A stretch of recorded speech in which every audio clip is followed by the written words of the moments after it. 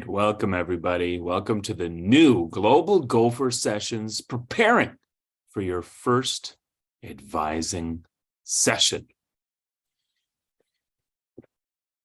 I'm your host, Alex Kleberg, an intercultural trainer at ISSS. And if we could get a next slide, you'll see a whole host of characters that are going to help us with this session today.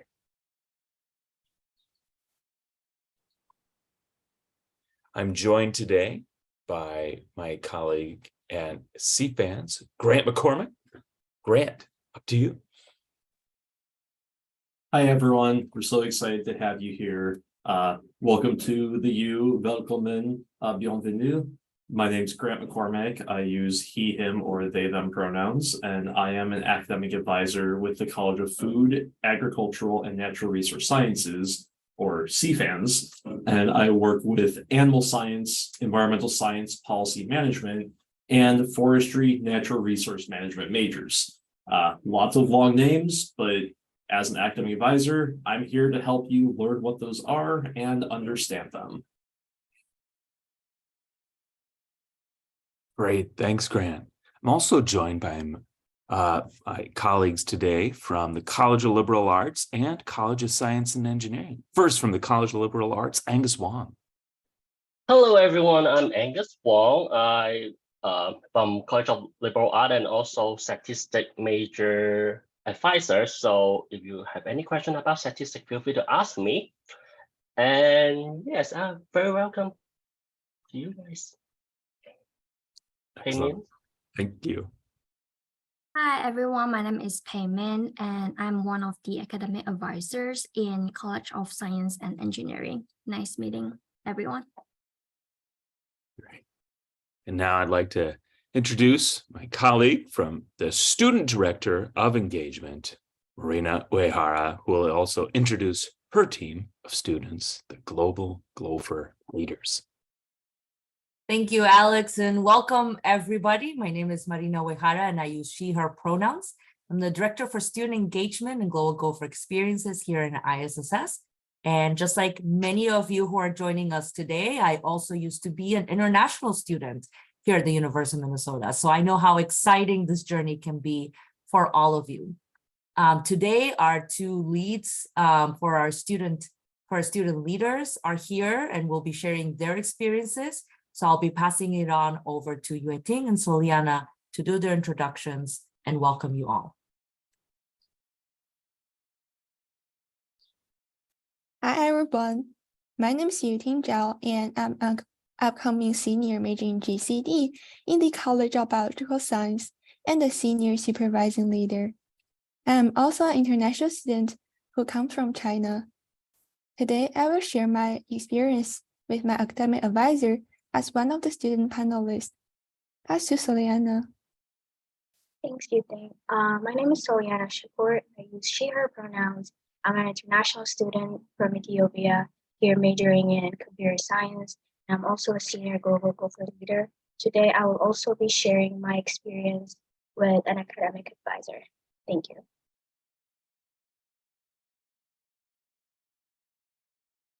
So for upcoming Global Gopher Experience sessions, GGE has a bunch of exciting sessions coming up for the summer. They're going to be mostly online webinar format, and they're designed to help you understand and transition smoothly into the U. Most of our webinars are recorded, so we will be sharing the recording for the last session into the chat, and today's session will also be recorded, so it will be available on our website. So be excited for our next events. Thank you. Just a quick reminder for all of our participants today on behalf of Orientation Transition on OTE, your orientation folks, is to make sure that you start your new student checklist. Go into checklist.umn.edu and complete your orientation requirements. That means completing your orientation prep course before your orientation date. For some of you transfer students, that is starting pretty soon. You want to attend your scheduled orientation date, both your remote registration sessions in June and July, and then your in-person orientations in August. So if you have any question, please email them at oteinfo@umn.edu and include your student ID number. This includes questions around switching orientation dates as well, and making sure that you receive your Zoom link within 24 hours of your orientation date. So any questions, again, oteinfo@umn.edu, and include your student ID number so they can be quicker in responding to you. I'll pass it on over to Alex now. Great. Thank you, Marina. Well, the college experience is a whole experience that that you're about ready to have. It is different from your previous experience in high school. And one way to think about it is to think about it from two different perspectives. On one side of the graphic you'll see here, the college experience is a case for self-discovery. You have there your tools, such as we're using an analogy of the binoculars.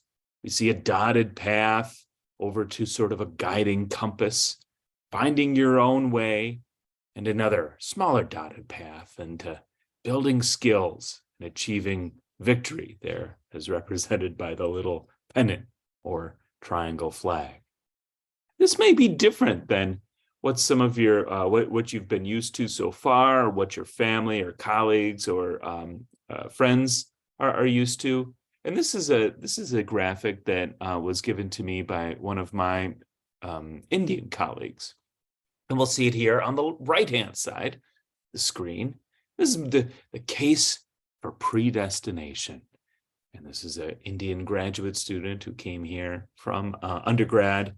As you can see, the path there is written in blue is straight. It's not dotted and it's not winding. You have a particular destination there by the graphic you can see on the map in the upper left-hand corner. So some solid yellow lines, which means do not cross those yellow lines. It is a straight path for making steady progress on a pre-planned journey. And then success is maximizing job progress. So we wanted to prepare you for a more windy path, more of a case for self-discovery versus perhaps what you're used to or what you've been set up with, expectations of your family, which is a predestination path. And as I was discussing this with Grant earlier, we were taking a look at the dotted yellow line there on the left and how it goes down and bounces back up right before success. So Grant, can you share a few words about this, the final leg of the journey in the case for self-discovery? Yeah, of course. As myself and Alex were talking, we were noticing that the dotted red line goes down and then up for the building skills section underneath the compass. And that's because in college, especially in the United States, there might be more skills that you need to build before you find success in your classes. For example, let's say that you're taking your first chemistry test. Not every student might have to take chemistry, but we'll use it as a common example. Let's say that first chemistry test does not go well and you get a grade that you are not happy with.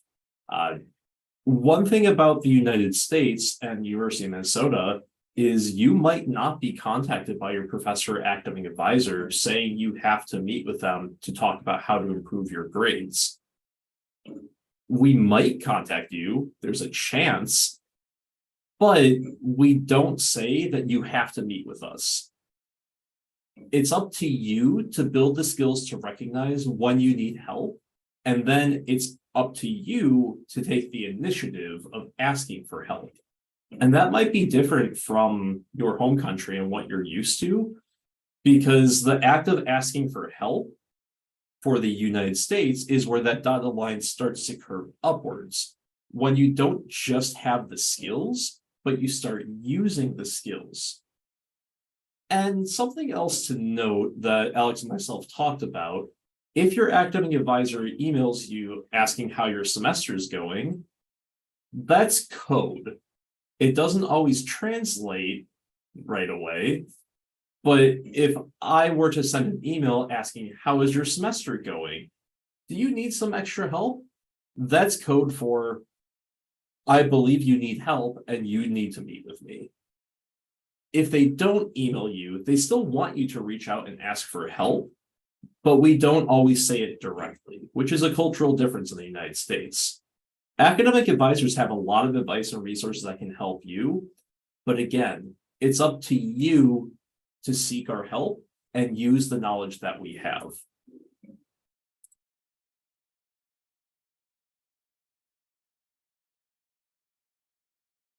Well, as you're ready to embark upon this journey, you will be swimming in an ocean of advice. You'll be meeting with academic advisors, like we have here today, departmental advisors as well. Former academic advisors may weigh in if you're a transfer student. ISSS advisors, we have advisors too in our office. There's also career advisors. So lots of people with the title advisor in their title at the University of Minnesota. But there's also people without the title of advisors in their name or title who will give you advice, such as friends, upperclassmen, parents, I'm sure, have plenty of advice to give. So you're going to be getting an ocean of advice. And so it is up to you to make sense of the advice and the resources that you have in order to make a decision. So with this ocean of advice, you'll realize, especially at the Minnesota, that there are many paths. There are hundreds of classes, dozens of majors and minors, internships, research opportunities, jobs, different opportunities that you can take. So there's many different paths, but the advisors, especially your academic advisor, well, many of the advisors, in fact, make sure you don't fall off, because although there's many different paths and different ways to do that, there are particular hard rules and requirements for your student visa, which ISSS will help you with, for the University of Minnesota, which are academic advisors will help you with, and for your major, which are departmental or academic advisors will help you with. So they'll keep you on the path and make sure you don't fall off. Well, it's up to you. This is a saying you'll hear a lot at the University of Minnesota. It's up to you as part of the college experience in the United States, and it's also a part of the American experience living in the United States. It's up to you, individual decision making. Advisors will give advice, but it is up to you to implement that advice. It's up to you to follow up with your advisor. Follow up means returning a phone call, and asking them for additional help if you don't understanding, follow-ups, returning emails, returning phone calls, returning visits, returning Zoom calls. It's up to you. It's up to you to read the email. The emails are the official way that the University of Minnesota will communicate with you. Although time has moved on beyond the era of email, in which texting and Kakao Talk and other forms of messaging is now more prevalent. Still, email is the official method that the university will communicate with you. And it's the expectation that you will respond to emails from advisors and professors. It's up to you to schedule. Keeping up with the schedule is important. We have a vast campus here. And lots of different paths and lots of different opportunities and activities. So it's up to you to schedule properly. So you're showing up on time and making it to the places that you intend to go. And it's not up to the advisors to ensure that you follow the advice. That they share their wisdom. then it's up to you. Well, it's up to you, so self-advocate. You can say things like, I don't understand the liberal education requirement. Can you explain it? Can you speak slower? Can you send an email about what we discussed? Can you send me that link? Can you add captioning to the Zoom? These are all things that you can self-advocate for, because since we just have a large campus, lots of different students, your professors and advisors may not be able to correctly intuit your needs as precisely. So self-advocate, ask for what you need. Up to you translation. So Grant McCormick is going to give us a good Midwestern translation here for you next. I briefly mentioned this earlier, and at the University of Minnesota, in what we call the Midwestern United States, we are not direct. We don't speak in direct phrases or quotes, and we do what we call passive aggressiveness. And many times that means we will say things like, I recommend you take these classes. It will be helpful if you take a Minnesota English language program class. You should consider retaking that class to improve your GPA. The way you translate that is, we are telling you to do that. We can't speak in directs as advisors because there's so many different options, and it really is up to you to implement that advice that we give. However, when we're giving those recommendations from an academic advisor, consider that us saying, do this unless you have a reason not to do it. Well, we've talked a lot about culture, and of course, this is my perspective as the intercultural trainer. And as you'll see in this Venn diagram with 3 different circles, there are 3 cultural values, and they all intersect in a way that Grant's going to share with you. But first, we have individualism. This is represented by the phrase, it's up to you. The individual is very important, especially in the United States, as compared to the collective or the family or the team. Also, this notion of being an adult. There's various notions of who is an adult around the world. And in some places, it's when you move into your own place. In some places, you're not an adult until you have a child of your own. But here, you are an adult when you are 18 years old. That is the legal definition of an adult. And then finally, there's this notion of a contract. A contract is a very important document it's a promise, and you are going to do this. Very significant in American culture. So they all intersect here in one way to create special Privacy Act that Grant's going to share with you. In the United States, we have something called the Family Educational Rights and Privacy Act, which we call FERPA.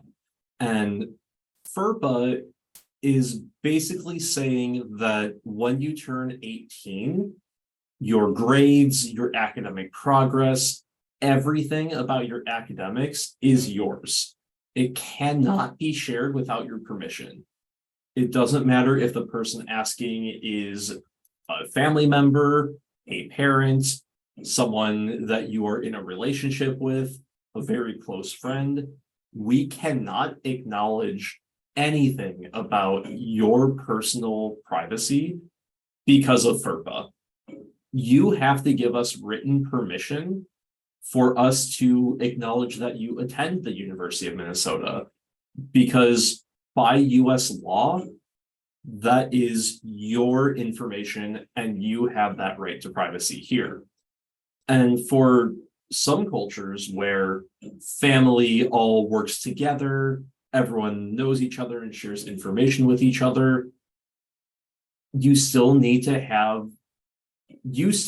to sign for a family member to hear about your information. So that's why we say it's up to you, because you have that legal right to privacy in the United States. It's one of the reasons that we ask you to advocate for yourself, because we can't talk about grades with other people. And we always welcome you to ask us questions, come talk to us when you don't know something, and ask for clarification. That's what advisors are here for. And even right now in this webinar, we want you to ask us questions. Please feel free to be populating that Q&A, and myself, Angus, and Payman will answer those questions that we can, because we are here to help you.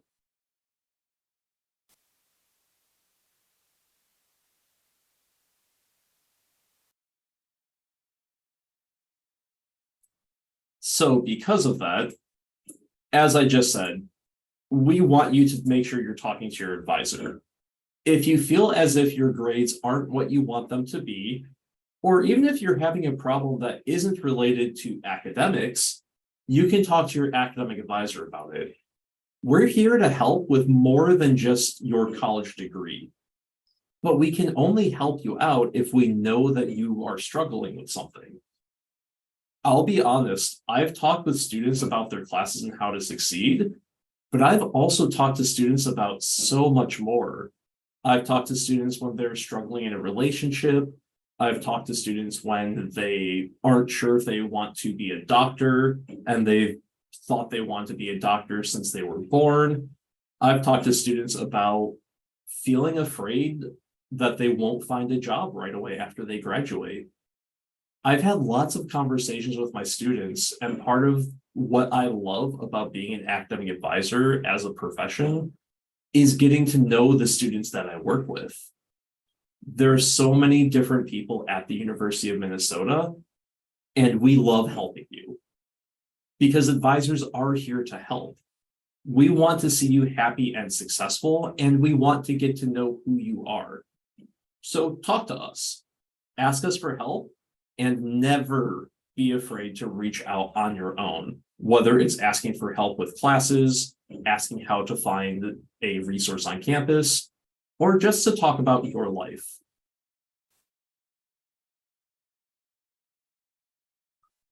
Well, to talk a little bit more about the nature of the advice and the relationship that you can have with an academic advisor, we've brought two students who are actively studying at the university right now and experiencing what you are about to experience.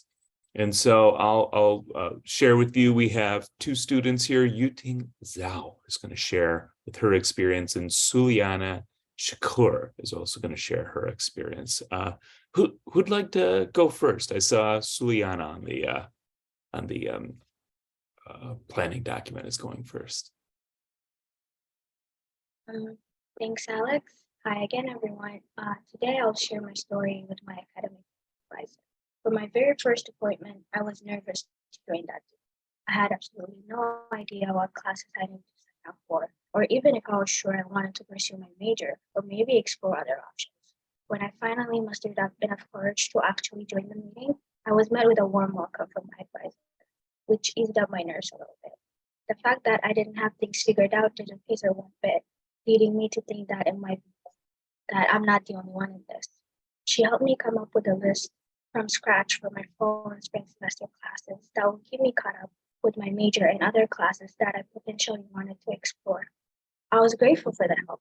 I assumed it ended there, but she also went ahead to give me a sense of what it's like here in Minnesota, the cultural and social aspect I should consider, and general advice and answers to some of my non-academic related questions.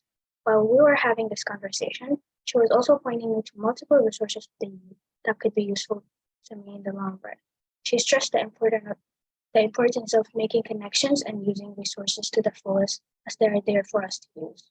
After that initial appointment, I received an email that said I needed to schedule a meeting with my advisor in person. It was standard procedure in Welcome Week, but I later learned it was because I didn't actually register for them. I thought she was the one doing that for me since I saw her adding them to my cart schedule builder. However, she explained that advisors are only ever going to recommend you to do things and not actually do them for you. And it's up to you to personally go ahead and register or use the resource. I kept in contact with her and got the chance to meet a couple more times. Also, I have decided to minor in math and statistics So she has been helping me find classes that fulfill requirements for all. In addition, she has provided me with a list of clubs and activities on campus that align with my interests and identity, therefore helping me find people similar to me and make connections. Overall, I can say that it's beyond my expectations. From these experiences, I learned that an academic advisor is more than just an academic advisor. They are here to help you succeed in every possible way. I'll pass it back to you, Thane. Thank you, Soliana. Hi everyone again, my name is Yuting, an upcoming senior student at a College of Biological Science. Well, when I was in your place, I was both excited and nervous. I was excited about so many new things, a new country, new people, and a new stage of my life. At the same time, I was worried about how I can deal with so many new things by myself.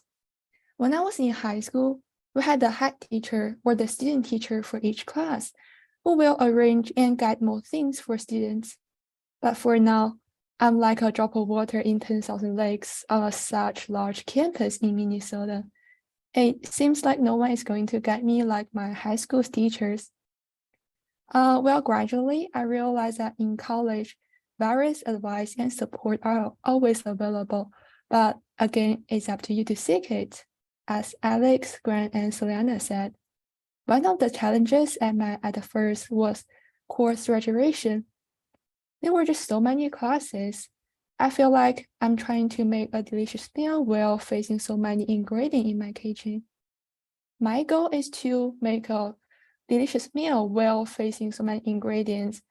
My goal is to finish a feast with these ingredients after 4 years. Then what kind of dish I would like to cook? What ingredient do I need to put in my main dish or the side dish? And I just feel confused. Luckily, I have my academic advisor. We met on Zoom and talked about my goal and the graduation plan before my first course graduation. My academic advisor gave me a list of recommended courses for my first semester and professional advice. It was very helpful to me as a new college student to learn how to register and select courses. I learned that it is quite important to have a reasonable plan for the future semesters. So I use APAS to see the graduation requirement, use a schedule builder to explore various options before the graduation opens, and use a graduation planner to plan the courses for future 4 years. During my communication with my advisor throughout these years, I gradually add another major and a minor in CBS. Also, I love to email and meet my advisor, even if the meeting is not required, even if my questions was not related to the academics. I have so many doubts and concerns that I may never find them by myself, or there are just so many resources I could never find out by myself or from my friends. Whenever I feel lost thinking about the future, such as should I go to grad school, a professional school, or just go to work, where to find research or intern opportunities, I can always talk to my academic advisor. They can refer me to the useful information, even if they don't know the answer directly. I know that an advisor has tons of experience dealing with a student like me. My advisor can help me to clear my mind, recognize what is truly important to me, and refer me to more information that I need. For myself personally, I will easily feel anxious and frustrated before the midterm exam or a presentation. I can share this feeling with my advisor as well. Like if I mess up 1 or 2 exam, I can just ask whether I should drop that course or withdraw this course, or how to raise my GPA with the course selection. I can always share my recent academic life, including the failure, the stress, and the success with my advisor. I mean, it's so nice to have a person to hear you, support you, and give you advice based on your personal situation. Finally, academic advisor can be a good resource, a good friend, and a good support to either upcoming new students like you or all the sophomore, junior, and seniors. In each stage, we will face different challenges, so don't forget to ask for help and gain professional advice from your academic advisor. At the same time, You will make most of the decision by yourself when you are a college student. So it's up to you to initially seek the advice, and it is important to be fully informed by the advisor, then finally make your own decision. Thank you. Back to you, Soliana. Thanks, Yuting. There are many ways to stay connected with ISSS as a new international student, including the new student website at ISSS at isss.umn.edu/new and our Global Gopher Experiences website that is sent in the chat. You can also contact us at isss@umn.edu via email, and an ISSS staff member will respond to you as soon as possible. As an international student, it's never wrong to ask questions and connect with ISSS. So again, welcome to our Global Gopher family. Make sure to also follow us on our social media channels. Next, I will pass it to Marina, who will introduce the Q&A portion. Thank you, Soliana and Yuting, for sharing your experiences with us. Just to let everybody know, I've met both of them when they were first-year students. And so this is exciting for me to see them share their advice and their stories with all of you as you prepare to come here to the University of Minnesota. The next 30 minutes of our webinar is going to be the question and answer section. So today's format, we have pre-submitted questions that we have received in your registrations. Some of those questions, we try to address them throughout the presentation, so you probably noticed that your questions were answered today. In the meantime, if you would like to submit your questions, we will do our very best to answer them. And if we are unable to answer them, please email them to issssnew@umn.edu, and we'll try to do our best to answer your question in a timely manner. If you look at your screen down below, there's a Q&A button with 2 balloons. You can click on that and you can either submit your question anonymously or you can put your name on there. Anonymously, it will be hard for us to follow up. So if it is a question that requires specific details, please email us at issssnew@umn.edu and we'll be able to look into your records and help you and give you a more tailored response. So I'll go ahead with the first set of questions that we have received. So I'll be inviting Grant to be answering a lot of the questions that we have. Please go ahead and submit questions in the Q&A as well. So Grant, I have a lot of questions around academic advising and orientation. So let me start with maybe the first one. First question is, what do I need to do to change my major or college? We are starting with a difficult question. To change your major and change your college, it varies based on the college and major that you want to go into. Some majors, all you have to do is fill out a form called the change of college form and talk to an academic advisor in that major. And that's it. Other majors are more complicated. Some majors have classes you need to take before you can even apply to be in that major. For example, some majors in the College of Biological Sciences or the College of Science and Engineering, they want to make sure that you have some of those science and math classes done with a strong GPA before you can even apply to be in that major or college. So it really depends on which major and which college you are interested in. The best thing to do is talk to your academic advisor immediately when you know you want a different major or college. They'll be able to talk you through the different options and help you navigate some of the challenges that might come up with that. As an example, if I have a student who wants to be an environmental science major, but they tell me they want to change their major to mechanical engineering, that's going to be a longer conversation because they'll need to have calculus 1, maybe calculus 2. They'll want to have some other science classes and possibly some physics classes before they can become a mechanical engineering major. But if I have a student who is in psychology that wants to become an animal science major, They might not have to take those classes. They might only need to have a math class, which can be college algebra, and a science class, which could be chemistry or biology. So the answer is talk to your advisor, and they will either have some of the answers or guide you to the right people to talk to get those answers. Thank you, Grant. It just sounds like with anything at the University of Minnesota, it's best to ask your academic advisor first, right? Because it seems like with everything and every college and major, there's differences and there's nuances. So we always recommend asking your academic advisor first, even if they don't have all of the answers, because just like Grant said, it might be a long conversation to have. So other questions that I do have is, what is the advisor responsible for? How do I prepare for orientation? To prepare for orientation, the best thing that you can do is have an idea of what majors you are interested in pursuing. And if you know exactly what major you want to do, let us know. The other thing that will be important to do is to make sure you go on your orientation checklist and complete all the tasks on there. Additionally, do your placement tests.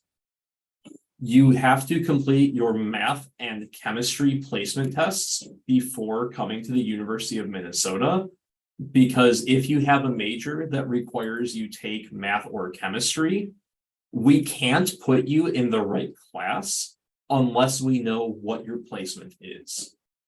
Otherwise, all you need to do to prepare is be ready to talk. Be ready to meet us, be ready to ask questions, and be excited.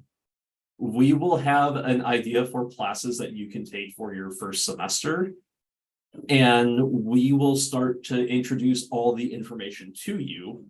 So the only other thing is if you have transfer credits, so credits that you've taken at another college or university, making sure that you speak to admissions to have those credits transferred to the University of Minnesota. And Marina, I believe there was another part to that question. Yes, it was what is the advisor responsible for and how should I prepare for my orientation? The advice that advisors are responsible for is also hard to answer. You can think of advisors as being your first stop for where to go with a question. I don't work with visas, for example, but if you do not know who to talk to ask questions about your visa, you can always come to your academic advisor. And I know so many different resources on this campus. I can be like a guide. So I will tell you, you should talk to ISSS advisors. They will know. If you have a question about money, if you have a question about graduating, if you have a question about your career, I can answer some of those. Angus can answer some of those. Payman can answer some of those. But we can also guide you to the correct person who has more of the answers. So we might tell you we don't know the answer, but we will always tell you that we will find the person who will give you the best information. So again, we have a lot of knowledge, and sometimes that knowledge is who is the best person to talk to in this situation. Otherwise, talking about classes you need to take, talking about graduating, talking about registration for your classes, and where to find some of those resources is our main expertise. Thank you, Grant. And kind of repeating and summarizing what you said earlier, often, the advice is really up to you to really complete what you need to do so you can be best prepared.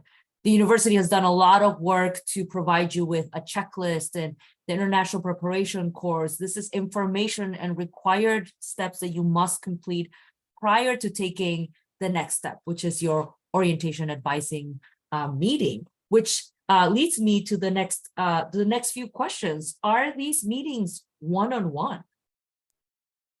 During orientation, that varies based on your college.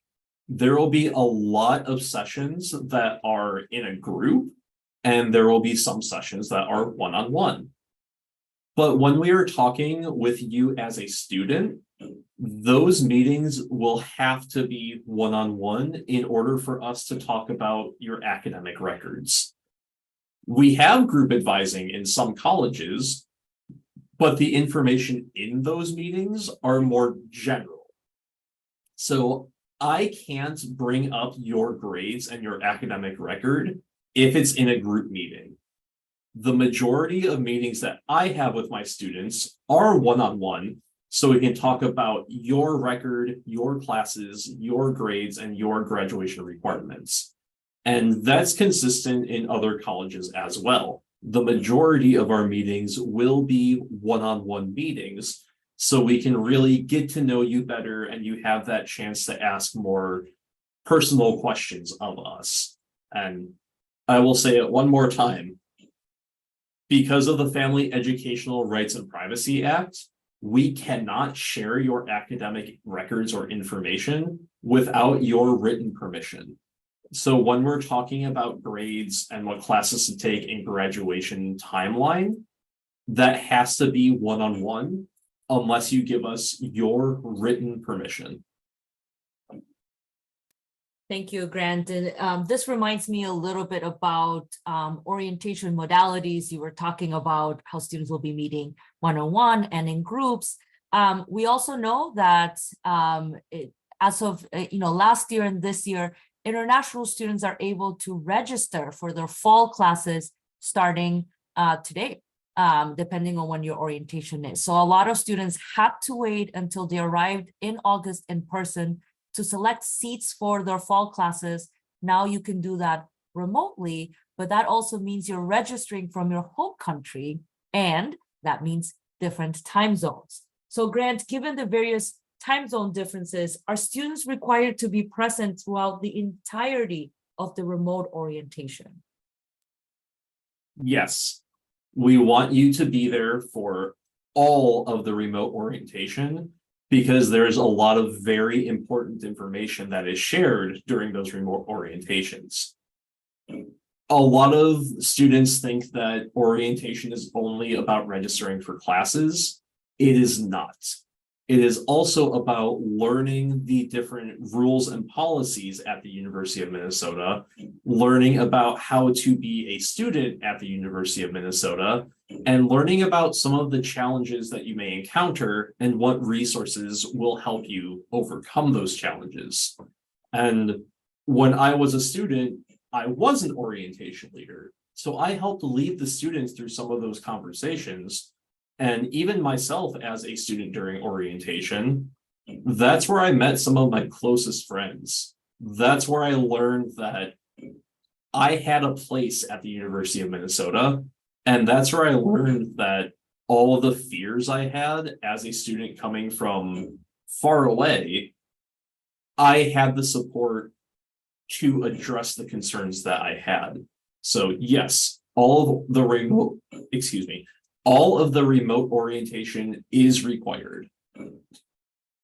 Thank you, Grant. And then a question around placement tests. You mentioned math and chemistry as being part of their checklist.umn.edu, but do international students also have to take a language test?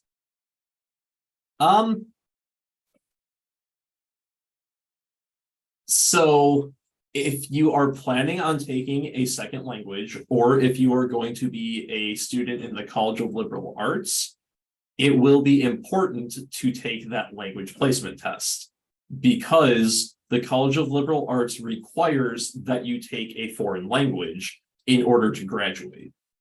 Not every college requires that, but in my opinion, it is better to take the placement test in case you need it, instead of not take the placement test and then find out you need to take it later. And Angus, would you be willing to speak more about the second language requirement for Yes. CLA? Yes, absolutely. Keep in mind on that, like the second language requirement is only for CLA. If you're planning to transfer to other college, please talk to your academic advisor at your orientation immediately. They will try to help you to like not planning taking any second language class. Also, just a reminder, not every international student could waive their second language, especially from English-speaking country. For example, Canada or Australia or UK, basically, they are required to take second language still, even they are international student. So you have to contact to your academic advisor by that time to make sure that do you need to take the second language, because your academic advisor would determine whether or not you will take the second language requirement or not, because they will be the one to waive that. Okay. And then, and also not many degree in CLA also require second language too. If you're interested in a Bachelor of Science, you are not required to do second language also. Thank you, Angus. And Payman, coming from CSE, could you talk a little bit more about the importance of taking your placement tests before your orientation date? For the language placement test, No, for the math and chemistry placement Yeah. test. it's very, very important for students who are attending our college to complete their chemistry and math placement tests before the orientation dates, because we would have a better idea of which class that may be like more fit your level of like math and chemistry. For example, we have pre-chem class, we have chemistry 1 class, and based on the placement test, we would put you in like more suitable class for you. We also have like pre-calc, calculus 1 class. So yeah, just remember to complete your placement test before your orientation dates. It will be very helpful for us to place you into the class. Yep. And your placement test results are going to say what class it recommends you take. Your academic advisor might recommend you take a different class from what it says, depending on how you scored on that placement test. I have some students who take the chemistry placement test, and I still recommend that they take the introductory chemistry class, because based on their score, they can go into chemistry 1, but it might be better that they take introductory chemistry to really build those skills and have a stronger foundation. So definitely take the placement test and talk to your advisor about the classes that would be right for you to take.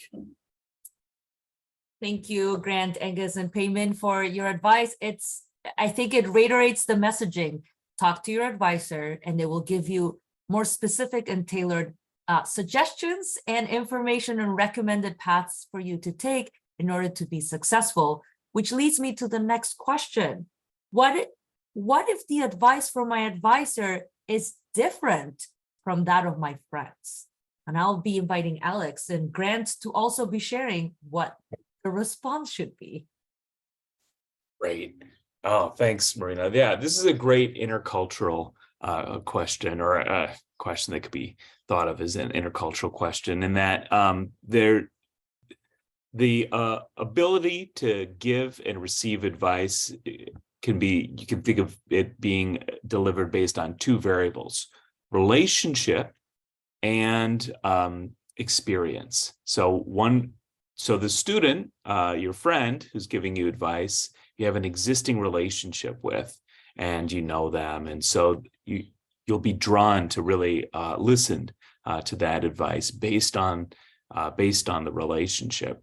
Whereas the advisor has the experience. He and she and they have seen various students come through the university and have hundreds of different experiences. And so what's important is to understand, is to contextualize this advice. The advice from the friends can see one situation, which is usually their situation or the situation that they see of their friends, whereas an advisor can see hundreds of various situations. And so so that's one answer, to contextualize the advice that you're getting through the oceans of advice. And then secondly, to don't be afraid to disagree or to bring up counter arguments to your advisor as well. In lots of different cultures, it'd be viewed as rude to say, well, why do you say this, advisor? My friends say this. But bring that up. That way the advisor and those who are giving advice can also contextualize the advice they're giving, so they can understand where you're coming from, what you're hearing, and they can give you advice to put that into a perspective. So those are the two dimensions that should be important when factoring in friendship advice. I'm seeing some heavy nods here from Grant. Yes, and I assume Pei Min has this conversation often as well. Sometimes your friends will tell you to take a specific class or take a class with a specific professor because according to them, oh, this professor is really easy. Oh, this professor is awesome. I love this professor. I will say this as clearly as I can. That is an opinion. That is not a fact. My experience in college was my experience. Just because I enjoyed a class, just because I enjoyed a professor, just because I had to take a specific sequence of classes, that does not mean my friends would have the same experience. For example, if a student really wants to take a specific class at the University of Minnesota because their friends said it meets a liberal education requirement and it was a fun class, you might already have that liberal education requirement covered with your other classes in your major. And you might have a major where you can't take that class because it overlaps with other classes in your major. The important thing to know is when someone gives you that advice, it is advice. It is not a mandated thing you need to do. The people that I think are great professors as a student aren't the people that my friends were going to think were great professors, because I liked being challenged. I liked having professors that would push me, and I liked having professors who would really go into the hard information for topics and make me think a lot. My friends, especially my friend Will back in college, liked professors who gave him an A. And both of those are valid. However, if I gave Will advice about a class to take when I was a college student, he would not always see it as good advice. So remember, when your friends recommend that you take a class, talk to your advisor about that class, because it might not be a good idea for you. It goes back to the individualized culture that we have in the United States, where it really does depend on your situation, your major, and what will benefit you, as opposed to what your friends say was a good experience for everyone, because that may not be the case here. Thank you, Grant, and thank you, Alex, for answering our last question for today. It reminds me what Yue Ting was saying in her panel speech, that an academic advisor is a good person to be talking not just about registration, but just about anything else, and they would be a good person to start with. So if your friends are giving you conflicting advice, an advisor is a good person to start outside of just asking them about what classes do I need to take. So with that, it does end the Q&A portion for today's session. If you have follow-up questions, please email us at issssnew@umn.edu. A huge thank you to Grant for presenting today, and Alex, as well as Angus and Pei Min for being here and answering questions and providing some specific insights to the College of Liberal Arts and College of Science and Engineering as well. And a huge shout out to Yue Ting and Soliana as well. I'm going to pass it on to Yue Ting to do our closing. Thank you, Marina, and thank you for all the great questions and answers. At the end, we really appreciate that you joined us today. We encourage you to stay connected with your college and SSS. Also, welcome to attend the University of Minnesota's third International Student-Specific webinar, Preparing for Off-Campus Living. The link will be sent to the chat later. On behalf of all of us, we thank you for choosing the University of Minnesota and your trust in our university. You are a valuable part of the university community. We look forward to our communication with you and seeing you at the next webinar.